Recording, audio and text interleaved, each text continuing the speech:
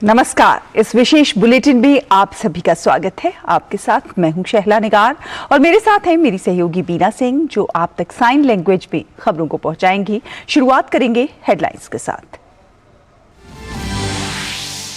जमीन के बदले नौकरी मामले में बतौर आरोपी बिहार के उप मुख्यमंत्री तेजस्वी यादव, लालू प्रसाद और राबड़ी देवी की पेशी आज। सीबीआई की चार्जशीट पर दिल्ली की राउज एवेन्यू कोर्ट में होगी सुनवाई।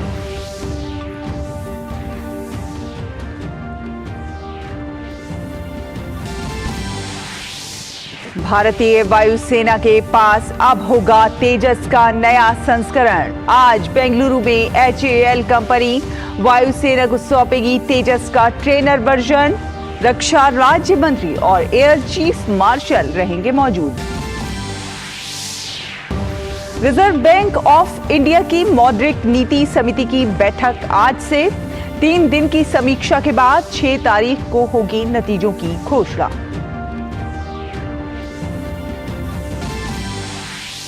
अमेरिकी संसद के इतिहास में पहली बार स्पीकर का पद खाली करने का प्रस्ताव पारित।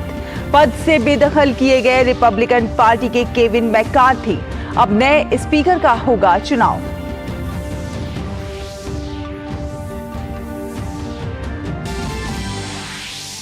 इटली के वेनिस में एक बस हादसे में 21 लोगों की मौत, 40 घायल। इटली की प्रधानमंत्री जियोर्जिया मेलोनी ने जताया दुख, घटना की जांच के लिए दिए आदेश।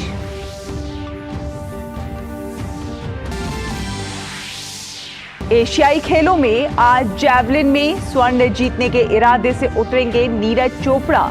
मुक्केबाजी में भी होगी स्वर्ण की उम्मीद। 15 स्वर्ण के साथ 69 पदक जीतकर भारत चौथे स्थान पर बरकरार। अगले 3 दिन बिहार, झारखंड, पश्चिम बंगाल, सिक्किम और उत्तरी ओडिशा में तेज से बहुत तेज बारिश होने का अनुमान। सोनभद्र जिले के चुर्क में सबसे ज्यादा 16 सेंटीमीटर बारिश दर्ज।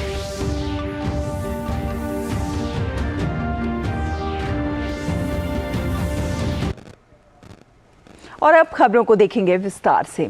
जमीन के बदले नौकरी मामले में बिहार के उप मुख्यमंत्री तेजस्वी यादव, लालू प्रसाद यादव और राबड़ी देवी को आज राउज एवेन्यू कोर्ट में आरोपी के तौर पर पेश होना है।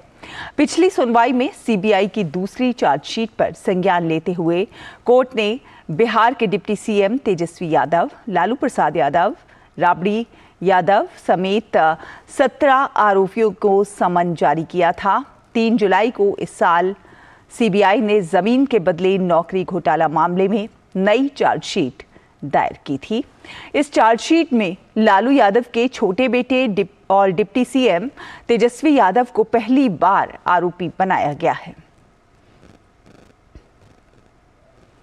और रांची भूमि घोटाला में मनी लॉन्ड्रिंग के तहत जांच कर रही ईडी ने आज झारखंड के मुख्यमंत्री हेमंत सोरेन को पूछताछ के लिए बुलाया है। ईडी की ओर से उन्हें समन भेजा गया है। ये 5वां समन है। पिछले 4 समन पर मुख्यमंत्री पूछताछ के लिए उपस्थित नहीं हुए थे। 5वें समन पर भी सीएम के ईडी कार्यालय जाने की संभावना कम है। मुख्यमंत्री ने सुप्रीम कोर्ट की सलाह पर हाई कोर्ट में ईडी की कार्रवाई के विरुद्ध याचिका दायर की है। अभी तक ये सुनवाई के लिए सूचीबद्ध नहीं हुआ है। आज उनके अधिवक्ता हाईकोर्ट में इस मामले में जल्द सुनवाई का आग्रह करेंगे। भारत का लाइट कॉम्बैट एयरक्राफ्ट तेजस नए कीर्तिमान बना रहा है।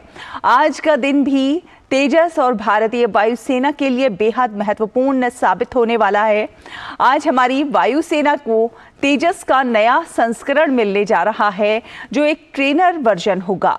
बेंगलुरु में ये कार्यक्रम रखा गया है और इसकी निर्माता कंपनी हिंदुस्तान एरोनॉटिक्स लिमिटेड वायुसेना को सौंपेगी। तेजस का नया रूप ट्विन सीटर ट्रेनर वर्जन है। आज के कार्यक्रम में बेंगलुरु में रक्षा राज्य मंत्री, भारतीय वायुसेना प्रमुख एयर चीफ मार्शल विवेक राम चौधरी, HAL अध्यक्ष CB अनंत कृष्णन मौजूद रहेंगे। और निर्वाचन आयोग ने तेलंगाना विधानसभा चुनाव की तैयारी के सिलसिले में विभिन्न राजनीतिक दलों के साथ बैठक की। मुख्य निर्वाचन आयुक्त राजीव कुमार के नेतृत्व में दल ने राजनीतिक दलों के मुद्दों पर विचार किया। इनमें भारतीय जनता पार्टी, कांग्रेस, भारत राष्ट्र समिति, आम आदमी पार्टी, मार्क्सवादी communist party, Bahujan Samaj party और मजलिसे इत्तेहादुल मुस्लिमीन शामिल थे। बैठक में निर्वाचन आयुक्त अनूप चंद्र पांडे और अरुण गोयल के अलावा वरिष्ठ अधिकारियों की एक टीम ने भाग लिया। 6 राष्ट्रीय दलों और 4 क्षेत्रीय दलों के प्रतिनिधिमंडलों ने अलग से निर्वाचन आयोग से मुलाकात की। आयोग आज वरिष्ठ प्रशासनिक और पुलिस अधिकारियों से मुलाकात करेगा। मध्य प्रदेश के सतना में कल देर शाम 3 मंजिला इमारत ढह गई। इमारत ढहने की सूचना मिलते ही बचाव अभियान शुरू किया गया। नगर निगम के आयुक्त अभिषेक गहलोत ने बताया कि उन्हें 2 मजदूरों के दबे होने की सूचना मिली थी, जिसके बाद बचाव कार्य चलाया गया और दोनों मजदूरों को सकुशल बाहर निकाल लिया गया है। डोमिनिकन रिपब्लिक की उपराष्ट्रपति रकेल पेना रोड्रिग्स आज दिल्ली में उपराष्ट्रपति जगदीप धनखड़ से मुलाकात करेंगी। रोड्रिग्स इस समय भारत के दौरे पर हैं। आज डोमिनिकन रिपब्लिक के साथ आईआईटी दिल्ली कुछ समझौतों पर हस्ताक्षर होंगे। इससे पहले कल विदेश मंत्री डॉक्टर एस जयशंकर ने दिल्ली में डोमिनिकन गणराज्य की उपराष्ट्रपति रकेल पेना रोड्रिग्स से मुलाकात की थी। बैठक में दोनों नेताओं ने व्यापार, वाणिज्य, शिक्षा, रक्षा, अंतरिक्ष और नवीकरणीय ऊर्जा के क्षेत्र में द्विपक्षीय संबंधों को और मजबूत बनाने पर चर्चा की। इसके अलावा दोनों नेताओं ने क्षेत्रीय और बहुपक्षीय मुद्दों पर चर्चा की। रिजर्व बैंक ऑफ इंडिया की मौद्रिक नीति समिति की 3 दिवसीय समीक्षा बैठक आज से शुरू होगी। इस बैठक के नतीजों का ऐलान 6 अक्टूबर को किया जाएगा। फिलहाल रेपो रेट 6.5% पर है, लिहाजा नजरें इसी बात पर टिकी होंगी कि क्या इसे बदला जाएगा या फिर यथावत रखने का फैसला होगा। रिजर्व बैंक के गवर्नर शक्तिकांत दास की अध्यक्षता में 6 सदस्यों की समिति इस विषय पर गौर करेगी। रेपो रेट दरअसल एक ऐसी दर होती है जिस पर आरबीआई बैंकों को कर्ज देता है। रेपो रेट के कम होने से लोन की ईएमआई घट जाती है, जबकि रेपो रेट में बढ़ोतरी से ईएमआई में वृद्धि होती है। रूस यूक्रेन युद्ध के बीच रिजर्व बैंक ने मई 2002 में नीतिगत दर बढ़ाना शुरू किया, जो इस साल फरवरी में बढ़कर 6.5% हुआ। लेकिन फिर पिछली 3 बैठकों से रेपो रेट को स्थिर रखा गया है। रिपब्लिकन पार्टी के केविन मैकार्थी को अमेरिकी प्रतिनिधि सभा के अध्यक्ष पद से हटा दिया गया है।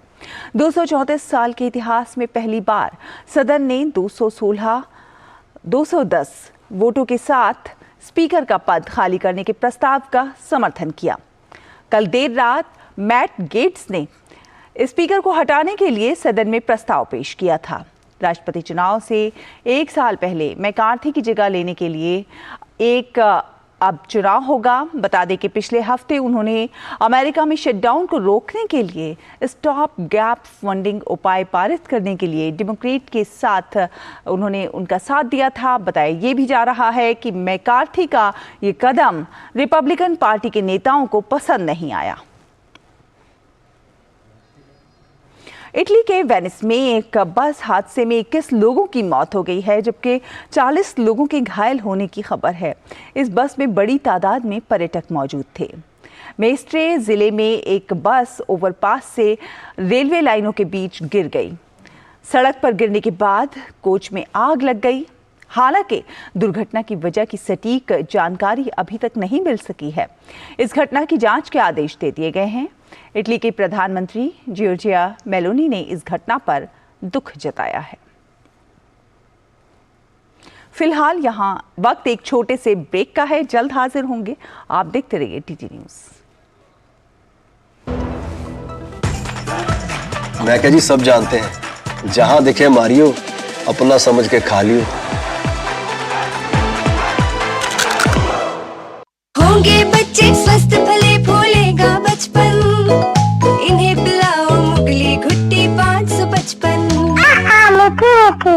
अर्जुन, एग्जाम्स में you made us really proud. अब आगे क्या सोचा है? पापा, मैंने आईआईटी जाना है और इंजीनियर बनना है। थिंक आईआईटी, थिंक विद्या मंदिर। शेयर मार्केट में इन्वेस्ट करें, गारंटीड रिटर्न से लाखों कमाएं। ये लिमिटेड ऑफर सिर्फ आपके लिए। नागिन की आंख में कैमरा फिट होता है। तुम भी क्या बकवास में यकीन करती हो? आप भी तो वही कर रहे हो पापा। शेयर मार्केट में कोई गारंटेड रिटर्न्स का वादा नहीं कर सकता। ऐसा कोई मैसेज, मेल या एड दिखे तो समझिए गलत है। ऐसे स्कीम निवेशक के साथ धोखा है और कानूनन अपराध भी। कितनी बार तो समझाया आपको। समझकर इन्वेस्ट कर। ब्रेक के बाद स्वागत है आपका। आप देख रहे हैं डीडी न्यूज। अब रुक करते हैं कुछ खेल की खबरों का। एशियाई खेलों में भारतीय दल अब तक के अपने सबसे सफल प्रदर्शन के करीब पहुंच गया है। मौजूदा 19वें एशियाई खेलों में भारत ने 15 स्वर्ण, 26 रजत और 28 कांस्य पदक के साथ अब तक कुल 69 पदक जीत लिए हैं। जकार्ता में 2018 में हुए एशियाई खेलों में भारत ने अपना सबसे अच्छा प्रदर्शन किया था। उस समय भारत ने 16 स्वर्ण सहित कुल 70 पदक जीते थे। ऐसे में उम्मीद की जा रही है कि भारत आज इस आंकड़े को पीछे छोड़ते हुए सबसे ज्यादा पदक जीतने में सफल हो जाएगा। भारत ने मंगलवार को 2 स्वर्ण, 2 रजत और 5 कांस्य पदक जीतने में सफलता पाई थी। भारत के लिए अन्नू रानी ने महिला जैवलिन थ्रो में और पारुल चौधरी ने 5000 मीटर रेस में स्वर्ण पदक जीता था।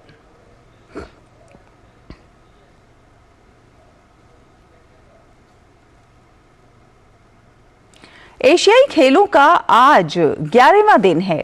भारत के लिए आज का दिन काफी महत्वपूर्ण है। ओलंपिक और विश्व चैंपियन नीरज चोपड़ा जैवलिन में आज स्वर्ण पदक जीतने के इरादे से मैदान पर उतरेंगे। नीरज ने जकार्ता में हुए पिछले एशियाई खेलों में भी स्वर्ण पदक जीता था। ऐसे में उनसे एक और स्वर्ण की उम्मीद की जा रही है। वो इस समय शानदार फॉर्म में भी चल रहे हैं। नीरज के अलावा मुक्केबाजी में लवलीना बोरगोहेन फाइनल में स्वर्ण पदक जीतने के इरादे से रिंग में उतरेंगी। उनके सामने चीन की मुक्केबाज की चुनौती होगी। और बात करें मौसम की, तो मौसम विभाग ने अगले 3 दिन के दौरान बिहार, झारखंड, पश्चिम बंगाल और सिक्किम, उत्तरी ओडिशा में तेज से बहुत तेज बारिश जारी रहने के अनुमान व्यक्त किया है। मौसम विभाग ने कहा है कि देश के पूर्वोत्तर हिस्से में भी अगले 4 दिन के दौरान मूसलाधार बारिश होने के आसार हैं। सोनभद्र जिले के चुर्क में सबसे ज्यादा 16 सेंटीमीटर बारिश दर्ज हुई है। इसी के साथ इस विशेष बुलेटिन में फिलहाल इतना ही। मुझे, बीना को और हमारी पूरी टीम को दीजिए अनुमति। नमस्कार।